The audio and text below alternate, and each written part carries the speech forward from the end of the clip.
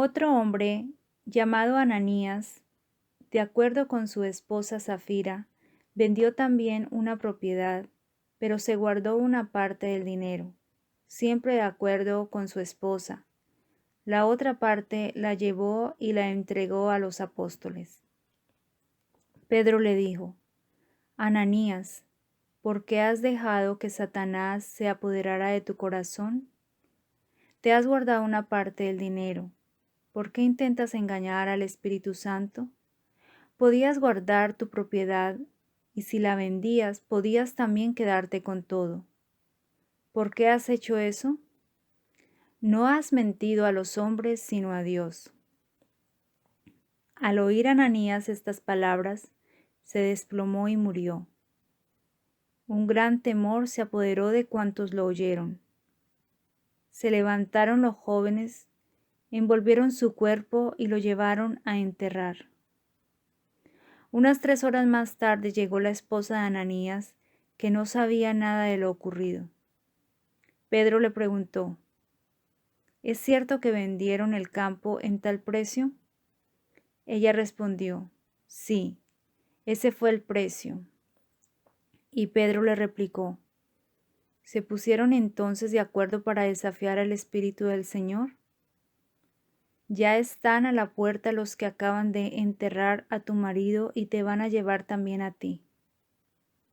Y al instante Zafira se desplomó a sus pies y murió. Cuando entraron los jóvenes la hallaron muerta y la llevaron a enterrar junto a su marido. A consecuencia de esto, un gran temor se apoderó de toda la iglesia y de todos cuantos oyeron hablar del hecho. Por obra de los apóstoles se producían en el pueblo muchas señales milagrosas y prodigios. Los creyentes se reunían de común acuerdo en el pórtico de Salomón, y nadie de los otros se atrevía a unirse a ellos, pero el pueblo los tenía en gran estima. Más aún, cantidad de hombres y mujeres llegaban a creer en el Señor, aumentando así su número. La gente incluso sacaba a los enfermos a las calles y los colocaba en camas y camillas por donde iba a pasar Pedro, para que por lo menos su sombra cubriera a alguno de ellos. Acudían multitudes de las ciudades vecinas a Jerusalén, trayendo a sus enfermos y a personas atormentadas por espíritus malos, y todos eran sanados. El sumo sacerdote y toda su gente, que era el partido de los saduceos, decidieron actuar en la forma más enérgica. Apresaron a los apóstoles y los metieron en la cárcel pública. Pero un ángel del Señor les abrió las puertas de la cárcel durante la noche y los sacó fuera diciéndoles: Vayan, hablen en el templo y anuncien al pueblo el mensaje de vida. Entraron pues en el templo al amanecer y se pusieron a enseñar. Mientras tanto, el sumo sacerdote y sus partidarios reunieron al Sanedrín con todos los ancianos de Israel y enviaron a buscar a los prisioneros a la cárcel. Pero cuando llegaron los guardias, no los encontraron en la cárcel. Volvieron a dar la noticia y les dijeron: Hemos encontrado la cárcel perfectamente cerrada y a los centinelas fuera, en sus puestos, pero al abrir las puertas no hemos encontrado a nadie dentro. El jefe de la policía del templo y los jefes de los sacerdotes quedaron desconcertados al oír esto y se preguntaban qué podía haber sucedido. En esto llegó uno que les dijo: Los hombres que ustedes encarcelaron están ahora en el templo enseñando al pueblo. El jefe de la guardia fue con sus ayudantes y los trajeron, pero sin violencia, porque tenían miedo de ser apedreados por el pueblo. Los trajeron y los presentaron ante el consejo. El sumo sacerdote los interrogó diciendo: les habíamos advertido y prohibido enseñar en nombre de ese.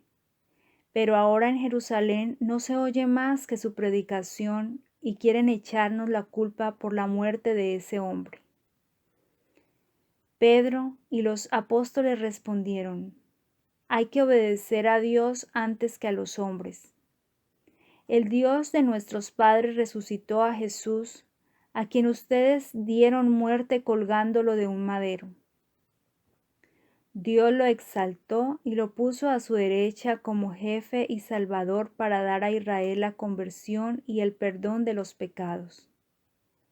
Nosotros somos testigos de esto y lo es también el Espíritu Santo que Dios ha dado a los que le obedecen.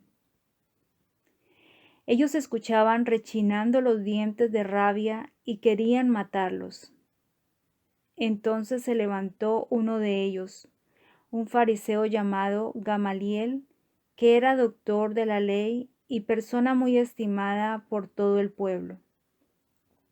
Mandó que hicieran salir a aquellos hombres durante unos minutos y empezó a hablar así al consejo: colegas israelitas, no actúen a la ligera con estos hombres. Recuerden que tiempo atrás se presentó un tal Teudas, que pretendía ser un gran personaje y al que se le unieron unos 400 hombres. Más tarde pereció, sus seguidores se dispersaron y todo quedó en nada. Tiempo después, en la época del censo, surgió Judas el Galileo, que arrastró al pueblo en pos de sí. Pero también éste pereció y todos sus perseguidores se dispersaron. Por eso les aconsejo ahora que se olviden de esos hombres y los dejen en paz. Si su proyecto o su actividad es cosa de hombres, se vendrá abajo.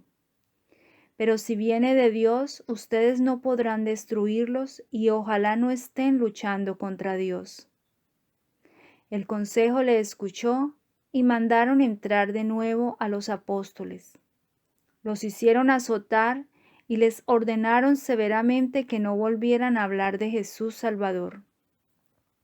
Después los dejaron ir. Los apóstoles salieron del consejo muy contentos por haber sido considerados dignos de sufrir por el nombre de Jesús.